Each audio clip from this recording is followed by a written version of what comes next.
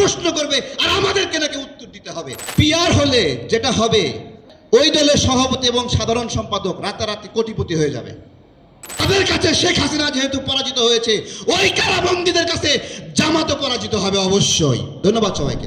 আজকে তাদের গলা ফুইলা এরকম লম্বা হয়ে গেছে, কি বলতেছে? পিআর ছাড়া নির্বাচনে যাব না। আমি তো বলছি যে জামাতে ইসলামকে একটা তালিকা করতে বলবো, এই গণ অভ্যুত্থানে তাদের কতজন জেলে ছিল, কতজন জেলে ছিল? ছিল একজন, ডক্টর তাহের ভাই। ডক্টর তাহের ভাইয়ের অপরাধ ছিল, আমরা জেলখানায় গল্প করতাম, উনি সবাইকে মাঠে নামতে বলছিলেন এবং ওনার এই আহ্বান জানানোর বিষয়ে জামাতে ইসলামের লোকেরা গোয়েন্দা সংস্থাকে জানাই দিছে, ওনাকে গ্রেপ্তার করে নিয়ে গেছে। আর কেউই ওইভাবে রিমার্কেবল কারো কোনো অবদান নাই। তারা আজকে গলাটা এইরকম লম্বা, আমাদের চেয়েও লম্বা করে বলে যে পিআর ছাড়া নির্বাচন চাই না। জুলাইয়ের বেনিফিট নেওয়ার সময় গলা লম্বা হয়ে গেছে, কিন্তু এখন তারা বলছে এই জুলাইয়ের সকল শহীদ তাদের শহীদ।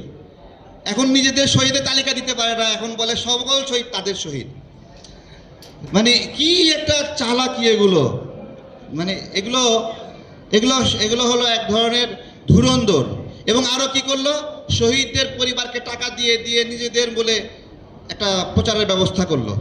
ঠিক আছে, শহীদদের টাকা দিয়েছে ভালো, কিন্তু ঢাকা বিশ্ববিদ্যালয়ে যে একটা ওই যে পানির ফিল্টার লাগায় পানির ফিল্টার খাওয়ায়, ওটা ঢাকা বিশ্ববিদ্যালয়ের ছাত্রদেরকে ভালোবেসে খাওয়ায় নাকি ব্রেন ওয়াশ করার জন্য খাওয়ায়, এটা তো আমাদের বুঝতে হবে নাকি? এত ভালোবাসা। আমরা বলতে চাই যে গণতন্ত্রের বিরোধী শক্তিরা শক্তিশালী হচ্ছে, গণতন্ত্রের বিরোধী শক্তিরা, মুক্তিযুদ্ধের বিরোধী শক্তিরা শক্তিশালী হচ্ছে। তাদের বয়ান হলো, এতদিন আপনারা অনেক মুক্তিযুদ্ধ নিয়ে বলেছেন, আর মুক্তিযুদ্ধ নিয়ে বলবেন না, এখন মুক্তিযুদ্ধ নিয়ে জামাত প্রশ্ন করবে আর আমাদেরকে নাকি উত্তর দিতে হবে। এইরকম একটা অবস্থানে নিয়ে গেছে যে ওরা প্রত্যেকটা মুহূর্তে মুক্তিযুদ্ধকে অসম্মান করবে আর প্রত্যেকটা মুহূর্তে আমাদেরকে উত্তর দিতে হবে। এই হলো অবস্থা। মুক্তিযোদ্ধারা বেকায়দায় আছে, পেরেশানিতে আছে, যে মুক্তিযুদ্ধ মানে হয়তো বা আওয়ামী লীগ। তাদের কর্মসংস্থান, ব্যবসা বাণিজ্য সবকিছু অনিরাপদ। প্রিয় ভাইয়েরা, আমরা যে লড়াই করেছি, এই লড়াইয়ের মধ্যে যুগপৎ নামে একটা আন্দোলন ছিল, তাই না? যুগপৎ আন্দোলনের উপরে হামলা হবে, মামলা হবে, পেরেশানি হবে। এই কারণে কিছু কিছু দল যুগপৎ আন্দোলনের অংশই হয়নি, বলেছে আমরা আমাদের মতো আন্দোলন করব, কিন্তু যুগপৎ আন্দোলনের এক দফা আন্দোলনে শরীক হব না। স্যার বলছে না, কি বলছে না? বলছে যে যুগপৎ আন্দোলনে আমরা থাকবো না, এভাবে বলছে। তাদের গলা লম্বা হয়ে যায়, নির্বাচনের তারা বড় স্টেক হোল্ডার, ভাগ খুঁজতেছে একটা একটা করে, কে কে তার বন্ধু, কে কে তার টাকা দিয়ে কেনার চেষ্টা করতেছে, টাকা দিয়ে কেনার চেষ্টা করতেছে। একটা শব্দ আওয়াজ করে নাই। কেন আওয়াজ করে নাই? তারা আত্মবিশ্বাসী ছিল না। শেখ হাসিনার পতন যদি না হয়, শেখ হাসিনার পতন যদি না হয়, আত্মবিশ্বাসী ছিল না।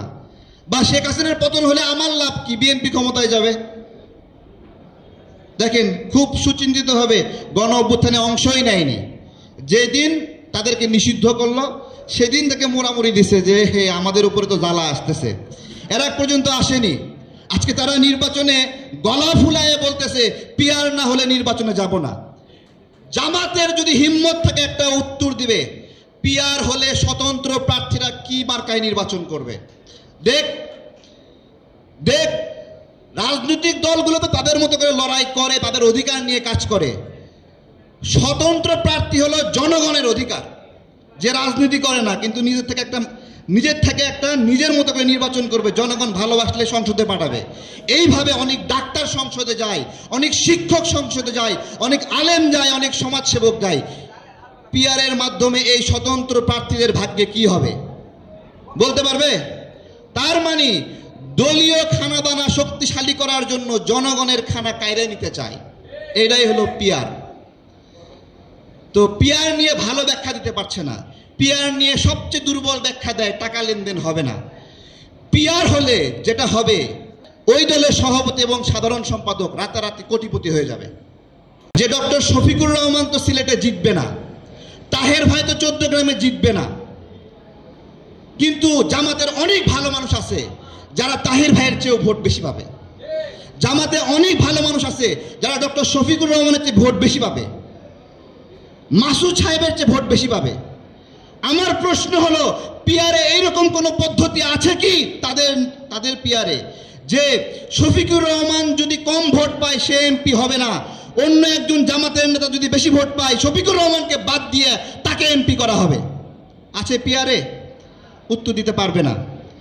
পিআরে আরো কি বলে, 1% ভোটও নাকি কাজে লাগে। খুব সুন্দর, 1% ভোট নিয়ে 3 জন এমপি করবে। আচ্ছা, 1% যে ভোট